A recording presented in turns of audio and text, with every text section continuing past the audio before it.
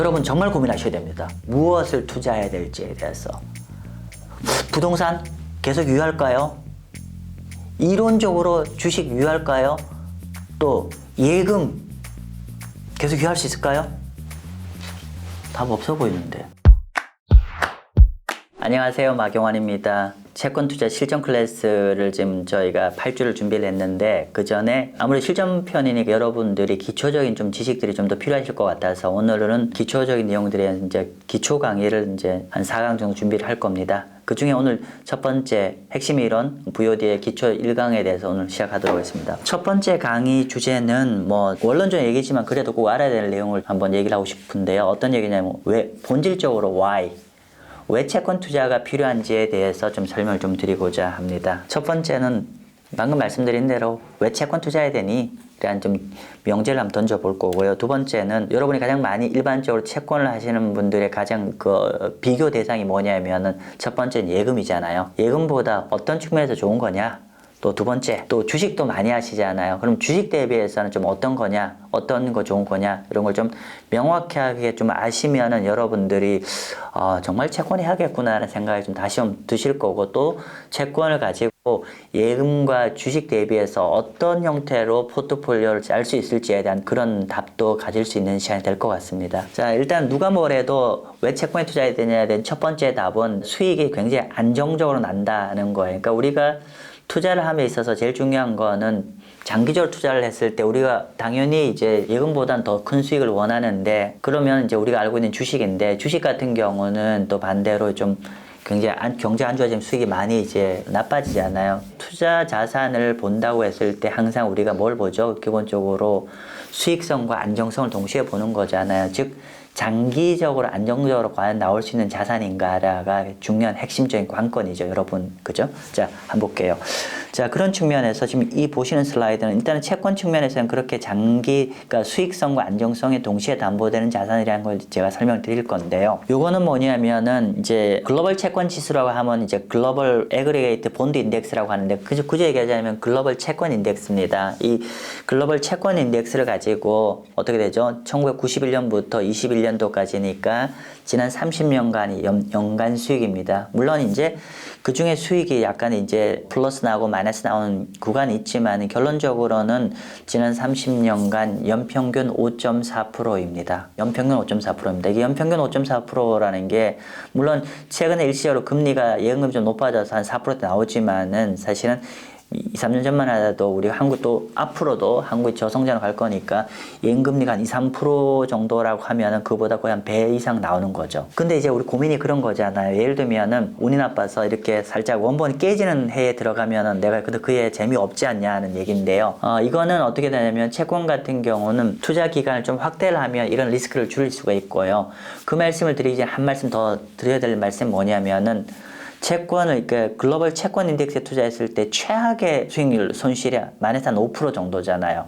즉 여러분이 채권 투자에서 기본적으로 전체 채권 지수에 투자해서 최악의 어떤 위험의 레벨이 1년에 한 5%? 최악의 경우 한 5% 정도 된다라고 보시면 될 거니까 상당히 안정적이죠. 아무튼 간에 그럼에도 불구하고 수익을, 그러니까 어떤 운이 나빠 손실이 났을 때 이걸 극대화할 수 있는 게 좀 이걸 길게 들고 가면 수익 납니까? 라는 얘기인데, 그거는 이제 현실적으로 뭐 장기 투자하면 다 해결이 되는데 그것도 너무 긴 얘기잖아요. 그래서 옆에는 그냥 만약에 이제 이거를 한 2년 정도만, 투자 기간 한 2년 정도만 들고 간다고 했을 때는 보시면은 손실폭이 훨씬 줄어들죠. 그리고 아이러니컬하게도 투자 수익도 더 커져요. 그죠? 좀 그렇게 보시면 될 것 같습니다. 그래서 기본적으로 우리가 개별 채권이 아닌 글로벌 채권 지수로 봤을 때는 다른 여타 자산 대비해서 예금 대비 수익이 높고 안정성 측면에서는 이제 주식보다는 훨씬 더 안정적인 거를 알 수가 있습니다. 그래서 첫 번째로 채권을 해야 되는 이유, 수익의 안정성, 이 측면일 거고요. 방금 얘기한 이 글로벌 채권 지수가 무엇이냐라는 질문을 주실 것 같아서 이거 좀 설명 좀 드릴게요. 그리고 우리가 만약에 연금 같은 거 투자하잖아요. 그러면 이렇게 글로벌 채권 펀드 같은 것들을 여러분 포트폴리오를 많이 넣으셔야 될 것 같은데, 글로벌 채권 지수에 좀 더 분석을 좀 드리겠습니다. 글로벌 채권 지수는 기본적으로 국채가 한 50% 들어있고요. 글로벌 채권 지수의 전체 비중이 절반은 국채가 들어있고요. 나머지 한 18% 정도 절반 들어있고, 나머지는 이제 회사채와 여기가 이제 준정부채 같은 것들이거든요. 그래서 큰 그림에서 투자 적격 채권 위주로 다 들어있고, 그 중에 절반 정도가 국채가 들어있는 게 글로벌 채권 지수이고요. 그리고 글로벌 채권 지수를 국가별로 본다고 하면은 이렇게 되어 있습니다. 미국 채권이 한 40% 들어있고요. 그 다음에 나머지 국가들 중국, 영국 뭐 이런 나라가 좀 들어있다는 거 보시면 될 것 같고요. 그 다음에 채권을 볼 때는 항상 신용 등급으로 봐야 되잖아요. 신용 등급으로 보면은 이렇게 이제 쭉 배치가 되어 있습니다. 그러니까 우량 등급 이렇게 배치가 되어 있다는 거고요. 그리고 들으시는데 뭐 이렇게 일일이 보려면 복잡하잖아요. 그래서 제가 옆에 요약을 딱 해놨어요. 글로벌 채권 지수의 평균 만기는 8.4년입니다.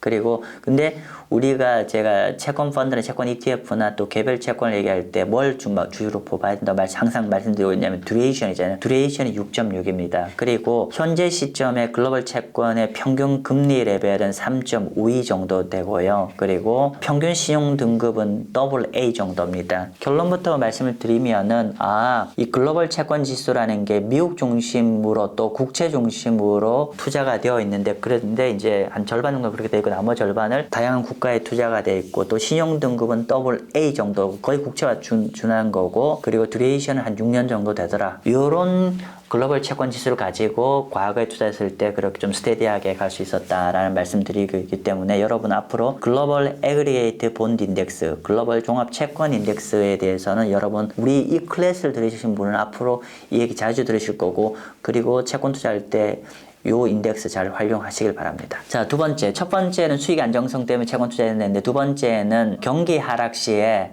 수익 좋은 거.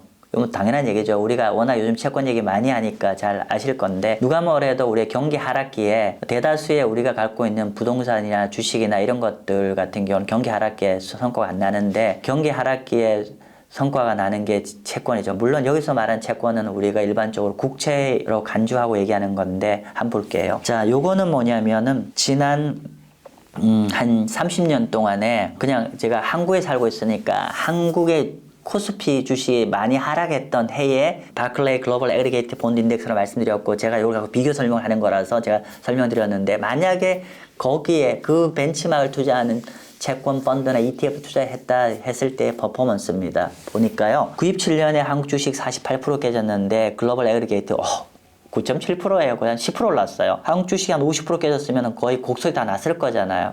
그리고 2000년에 한국 주식 50% 깨졌는데 그해 글로벌 채권 지수에 투자했으면 11% 났어요. 제가 긴 말씀 안 드려도 되잖아, 이 정도면. 그죠? 자, 그래서 좀 더 볼게요. 그리고 우리가 최악일 경우에 언제냐면은, 최악이라기보다도 2000년 이후에 가장 근자가 됐던 게 우리가 리만 사태 때잖아요. 2008년에 한국 주식 41% 깨졌는데 플러스 5% 났습니다. 결론적으로는 글로벌 경제가 나빠졌고, 거기에 따라서 주식이 많이 하락할 때 주식이 굉장히 많이 밀렸는데, 동구간 동안에 글로벌 채권의 1년 성과는 8%로 굉장히 양호하게 났죠. 그러니까 주식이 깨졌는데 성과가 양호하게 났는 것도 알 수가 있고, 여기서 한 가지 더 포인트는 뭐냐면은, 좀 전에 글로벌 채권 지수의 지난 30년 평균 있죠. 기억나시나요? 몇 프로였죠? 예, 맞아요. 5.4%였어요. 그죠? 5.4%였는데 지금 이렇게 글로벌 경제가 안 좋았을 때, 주식이 무너질 때 평균 수익률 보세요.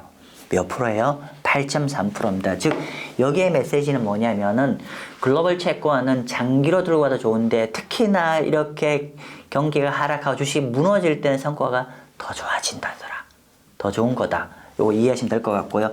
자, 방금 제가 이제 이거를 한국 주식과 비교를 했는데, 그래서 좀 더 구체적으로 할게요. 그냥 요거는 그냥 한국 주식과 글로벌 채권 지수가 있는데, 좀 더 우리가 많은 분들이 직관적으로 알 수 있는 게, 그러면 그때 미국 주식과 미국 국채는 어땠어? 라는 질문을 주시면 제가 그 답을 주시는 거에 대한 답을 드리려고 가져왔어요. 볼게요. 최근 20년간에 가장 많이 깨졌던 게 2000년, 2002년, 2008년이에요. 그때 S&P 500이 2000년에 24% 깨졌고, 2022년에 22% 깨졌고, 2008년에 36%가 1년간 1월 1일부터 12월 말까지 성과로 이렇게 깨졌는데, 동구간의 미국 10년 만기 국채 성과 볼까요? 와우.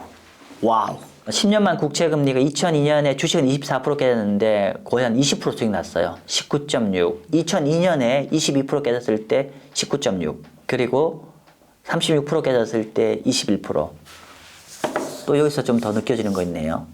앞에 슬라이드와. 그죠? 영국에 단순하게 이게 주식 깨질 때 미국 채권이 좋았다는 거는 당연하게 아는 얘기고, 여기서 우리가 이 그림 말고도 우리가 여기 그림 비욘드 도표를 본다고 하면 어떤 메시지냐면은, 좀 전에 제가 말씀드린 게 글로벌 채권 지수잖아요. 글로벌 채권 지수일 때 이렇게 크라이시스가 왔을 때 평균 한 8점 몇 프로 났는데 반면에 미국 채권만 집중해서 투자를 했을 때는 오히려 거의 평균 한 이렇게 20% 났죠. 즉 뭐냐면은 글로벌 채권 지수는 전 세계 채권의 좀 국채 좀 절반만 갖고 있고 글로벌 분산되어 있는데, 반면 미국 채권은 미국만 가져가고 있고 미국 채권만 집중한 거예요. 즉 여기 특징은 뭐냐면은 경제가 나빠지고 주식이 무너질 땐 국채 몰빵이 낫구나, 이론적으로는 그걸 다시 한번 느낄 거고, 그리고 싱글 컨트리에 투자하는 게 좀 수익이 더 낫다는 것도 이해하실 겁니다. 물론 이게 그 채권은 보단 듀레이션이 조금 더 길지만 어쨌건 간에 결론은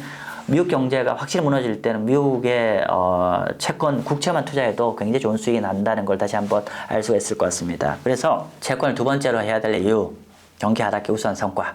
그죠? 그 다음 세 번째는 변동성이에요. 우리가 이제 장기적으로 들고 가려고 하면은 이제 변동성이 굉장히 중요합니다. 변동성, 좀 이따 설명드리겠지만은, 자, 보면은 우리가 현실적으로 들고 갈 수 있는 게, 오늘 제가 언급은 안 드렸는데, 가장 이론적으로 가장 위험한, 그러니까 변동성은 곧 위험이거든요. 투자를 했을 때 위험이라는 건 뭐냐면 내가 기대한 거와 달라지는 게 위험이잖아요.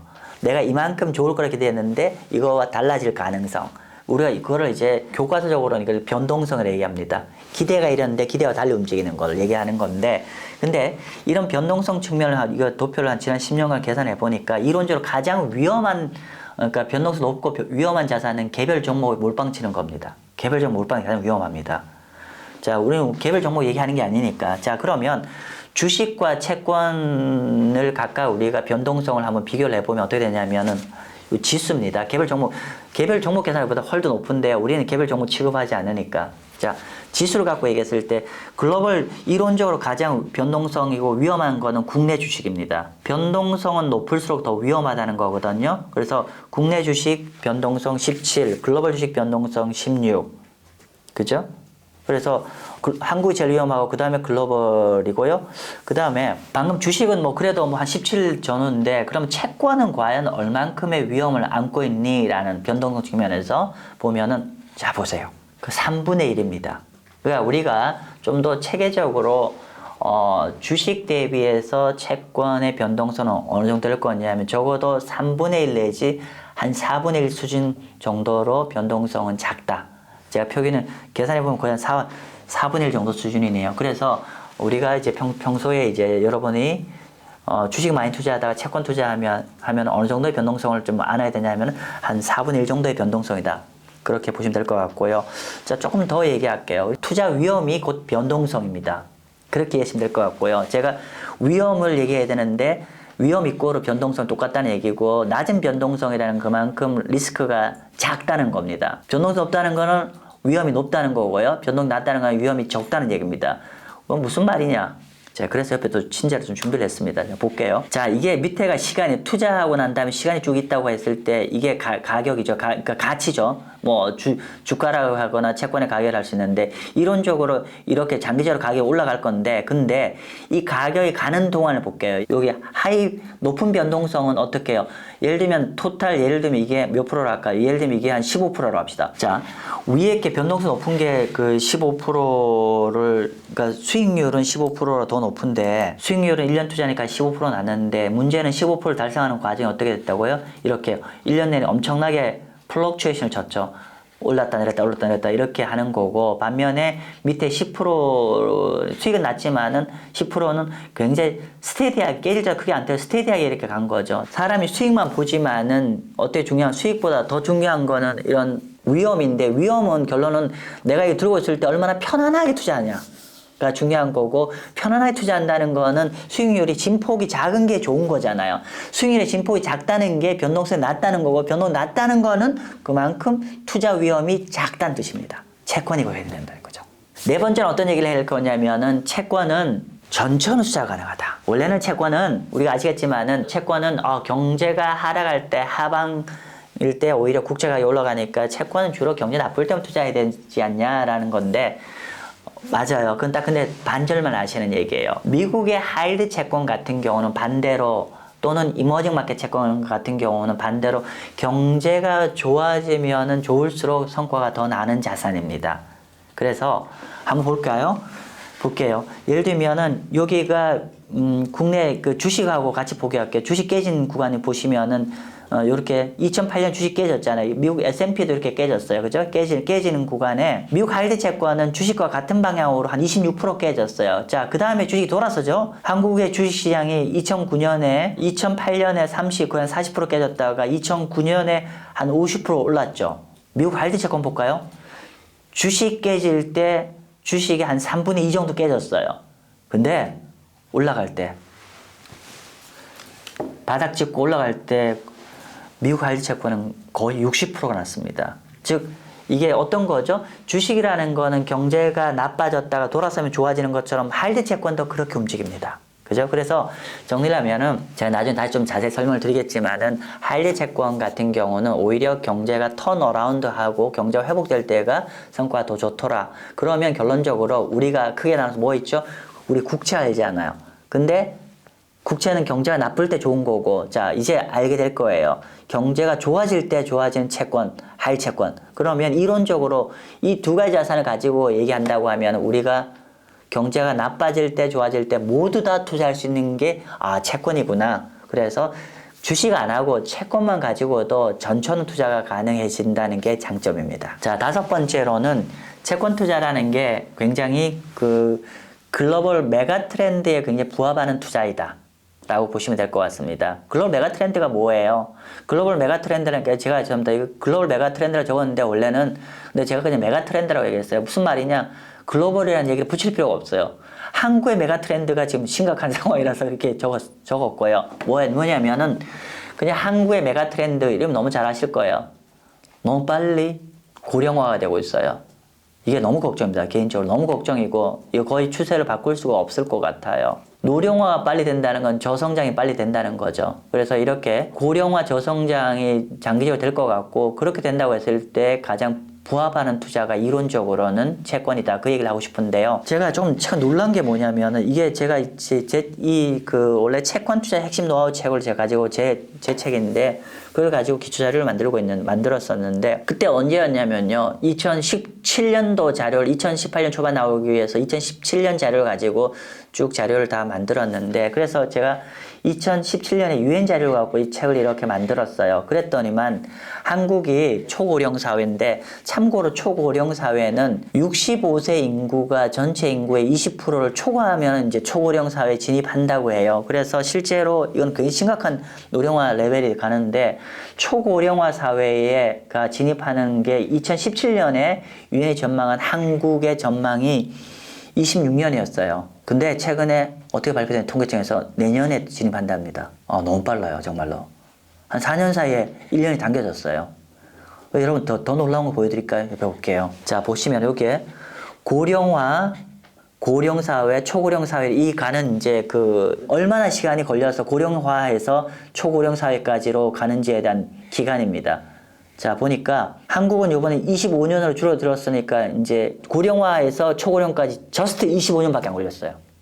대박입니다. 그럼 다른 나라 어땠는지 보실게요. 보통의 경우는 최소 미국이 거의 한 100년, 94년 걸렸고요. 이탈리아 79년, 독일 77년, 프랑스는 154년이에요. 일본도 36년 걸렸는데 한국은 25년밖에 안 걸렸습니다. 여러분 정말 고민하셔야 됩니다. 정말 고민하셔야 됩니다. 이렇게 초고령 사회가 되었을 때 무엇을 투자해야 될지에 대해서. 부동산 계속 유효할까요? 이론적으로 주식 유효할까요? 또 예금 계속 유효할 수 있을까요? 답 없어 보이는데. 그럼 그런 상황에서는 우리 채권은 굉장히 좋은 투자이다. 왜냐 앞으로 금리 떨어질 거잖아요. 그럼 금리 떨어지는 거에 굉장히 수혜가 채권이잖아요. 조금 더 볼게요. 얼마나 심각한지를. 저희 자료 조사하면서 이번에 강의 준비하면서 더 약간 충격을 먹었어요. 이게 위키디피아에 제가 조사를 해봤거든요. 그래서 출산율 여기 꼭 한번 보십시오. 토탈 퍼털리티라고 돼 있잖아요. 이게 출산율이거든요. 합의 출산율인데 23년도인데요. 제가 깜짝 놀랐어요. 전 세계 조사를 다 하니까 도시국가까지 포함해서 204개 나라인데 마지막 공짜 누군지 아세요? 홍콩 0.8. 그 바로 위 203위가 한국입니다. 0.9예요. 근데 이거 작년 데이터잖아요. 지금 얼마 얘기하죠? 우리 0.7.